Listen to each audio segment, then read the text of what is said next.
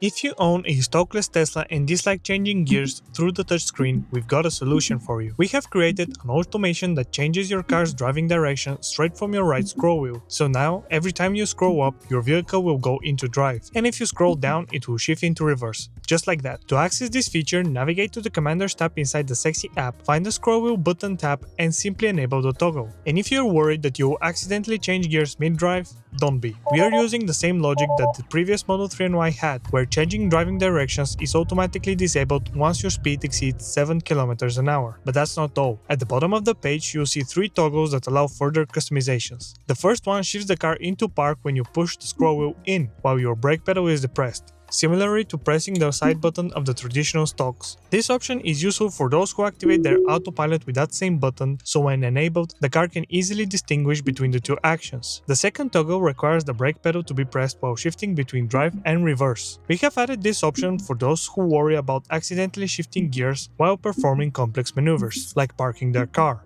And the final one came from our friend Tesla Bjorn, who has been using our products since day one. He suggested we add an option for an inverse direction shift, meaning when you scroll down, the car goes into drive, and when you scroll up, it will shift into reverse. Traditional stocks use the same logic, so this toggle will do just that.